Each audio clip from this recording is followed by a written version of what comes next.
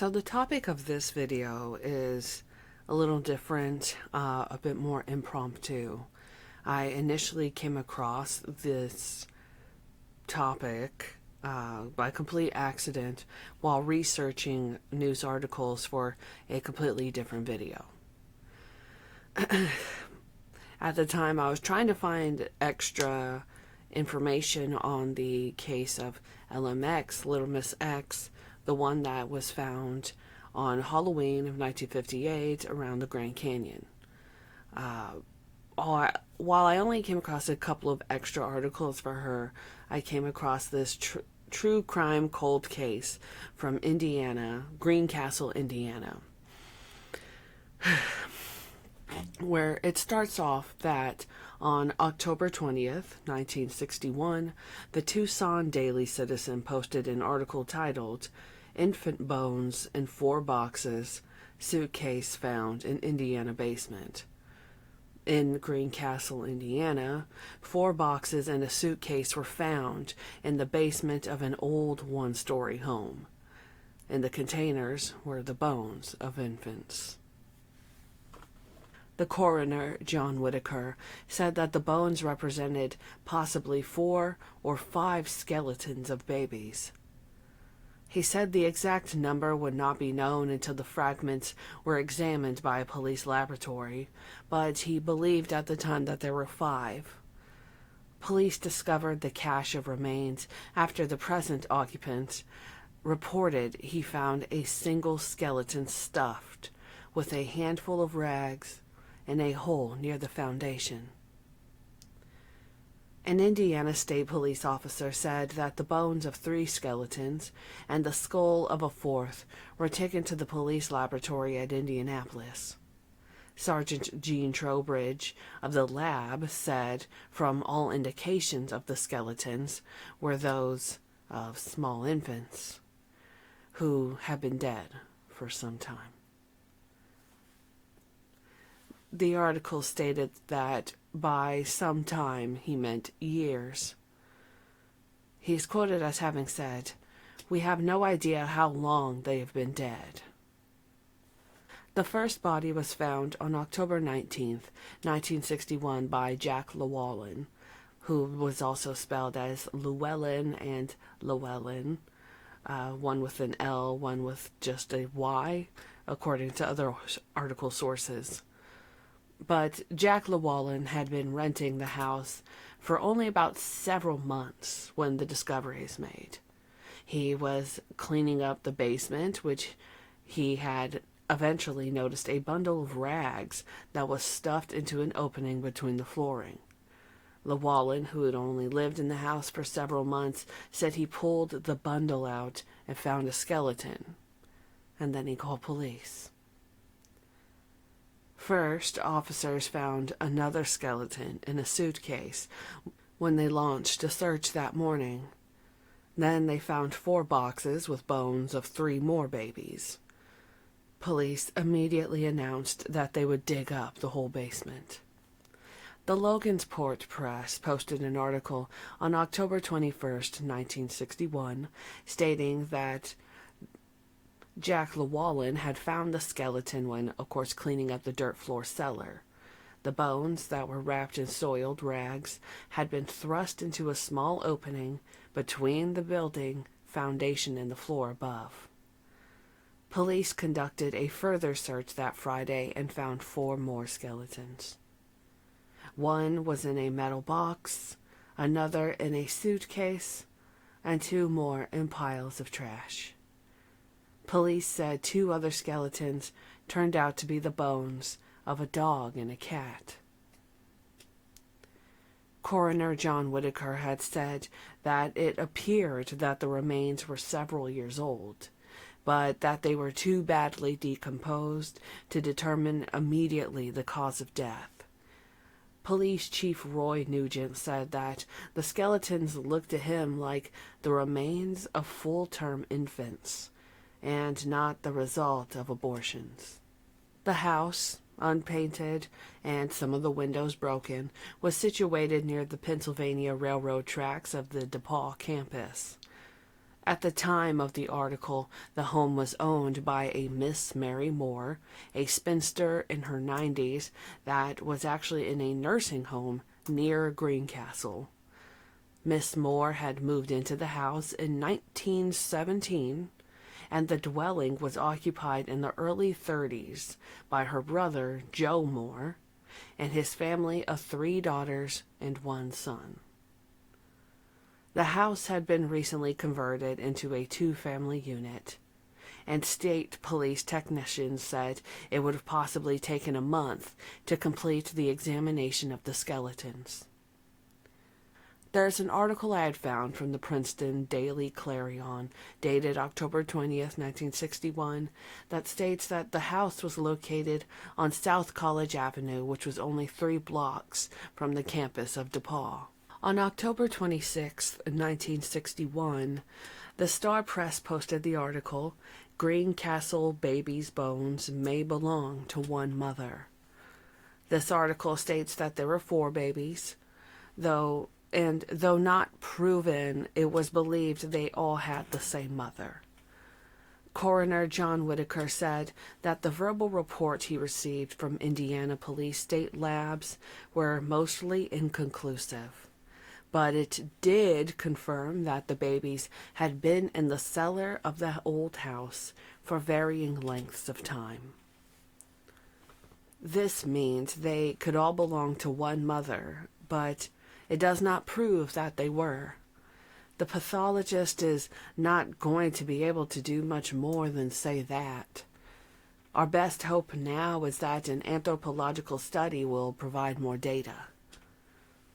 Whitaker confirmed that the rumors about a dead baby in the cellar of the house had been circulating prior to the discovery. I was surprised when I read this. It's shocking but also sad that there were rumors of at least one dead infant in that house. Kind of makes you wonder what type of house it was before the rumors. There had never been an official report, though, until, of course, the one with Jack Llewellyn. Whitaker stated that police get reports like this sometimes, but do not check them out because of dubious origin, whatever that might mean. Jack Llewellyn had heard the rumors of what was in the cellar of the house that he was renting from the 90-year-old landlord, so he started probing in the half-century of accumulated junk, and that's when he found the first little skeleton. The others were found by police later. Whitaker said that the preliminary report actually did confirm that the babies were full term. He is quoted as having stated, but he may never know, or we may never know, whether death was anything but natural. We probably won't know for sure that they weren't stillborn. The coroner said that a skeleton was found in a can. The one found there was the most recently born of the 4, but the preliminary report did not indicate how recent in terms of years. He said authorities located and talked to the former tenants of the old house just off of the DePaul University campus. But there's not much questioning that could be done until we have more information, he said. There were multiple articles I found and clipped, but they pretty much said the same thing as what I had just read. There really wasn't, from what I could find, any updates for the rest of 1961, and I didn't see anything else until June of 1962, where on June 13th, 1962, the Indianapolis News posted an article titled, "Fallout Tests Planned in Mystery of Baby Bones." It was about how investigators were still trying to determine the times of death for the 4 infants. The investigators believed that they would have been able to gain some answers through testing for strontium-90 deposits. Strontium-90 is a radioactive element released in the explosion of a nuclear weapon. It is absorbed in the bones of living animals exposed to atomic fallout, or in animals that eat growing matter, that's been exposed to such fallout. The evidence in this case, as the article states, included the four small skulls and the larger part of 3 skeletons that were all found on October 20th, 1961, in the crumbling basement of a weather-beaten house some 6 blocks south of the DePaul University campus. The investigating team had turned over the remains that was found in the debris-littered basement, to quote, and sent them over to the anthropology department at Indiana University. Dr. George K. Newman, who was an anthropologist, said that the infants were full-term babies, and possibly from the same mother. Dr. Newman could not determine, though, the time or cause of death in any instance of the deceased. The remains were then transferred to the State Police Laboratory at Indianapolis. A Lieutenant Charles A. Davis was in charge of the laboratory service, and stated that the check for strontium-90 was about the only investigative process that they had left, at least for that time. Let us not forget that this was 1961, and so that all of the DNA testing that we know and are familiar with today just did not exist. But Charles Davis's plan was to test the remains for traces of the radioactive strontium-90 and to see if there was any measurable amount to compare the findings in the deceased with what was known amounts of strontium-90, of which all human beings now, or at least by the time of the article in 1961, human beings had carried in their bones. He's quoted as having said, "We know there was a measurable amount in humans before the first atomic bomb exploded in New Mexico in July 1945. The level was increased somewhat after the Hiroshima and Nagasaki bombs dropped the following month. After the United States tested the hydrogen bomb in the Pacific in 1952, the level rose quite sharply. I hope then to measure the amount of strontium-90, if any, and in the bones, and determine if the infants died prior to 1945 or 1952. Because the state police lab didn't have the proper equipment for such an experiment, it had to be conducted at the Indiana University Medical Center in Indiana." And Lieutenant Davis was quoted as having said, "It may take months." Meanwhile, authorities had compiled a record of the residents that had lived in the house where the infant bones were found. They had assembled a list of people that had lived in the area and those who may have had access to the house. And even though they did this, the clues were scant, and the coroner hadn't made any inquests. Roy Sutherland, who was the Putnam County prosecutor for that time, had said that the case was far from closed.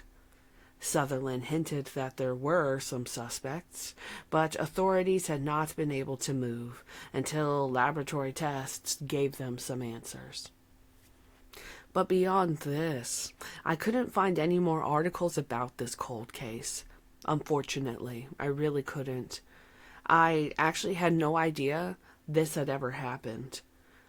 And I don't know if any conclusions, if any, seriously, if there were any conclusions ever had. The house itself is more than likely no more.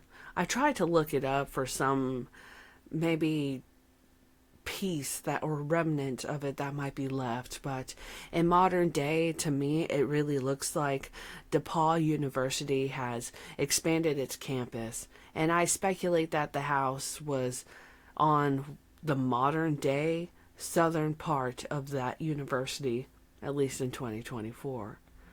I couldn't find any old houses on Zillow that would have fit the description of one of the house that was talked about in the articles. Information, unfortunately, on this cold case is scant. I'm unsure why someone would also keep the bones of deceased animals in their basement, but my biggest fear is that all of the deceased were hidden after death. I am cognizant of the possibility that all might have had their lives taken from them. Either way, though, I mourn the deceased, and I just couldn't help it. To me, this was a very dark story.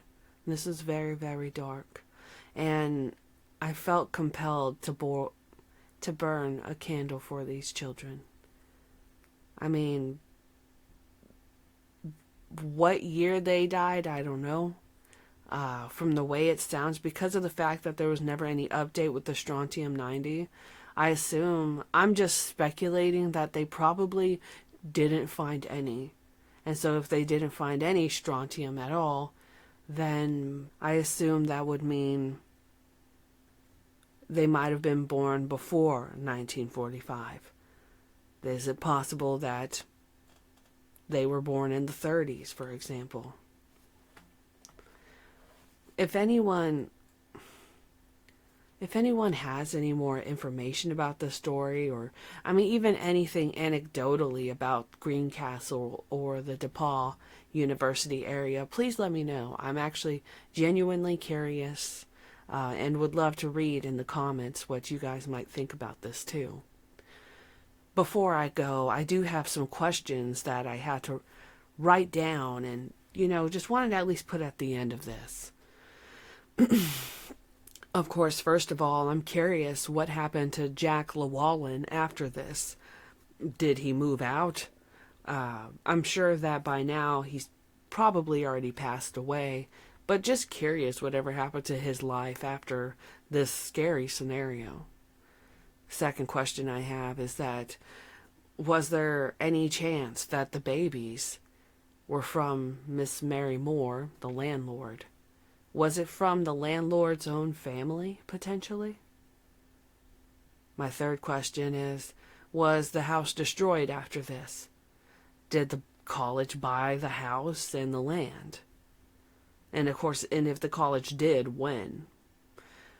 4, of course, who all rented the house? Not that they would put that in a news article, but you can't help but be curious who rented it, and really how many families.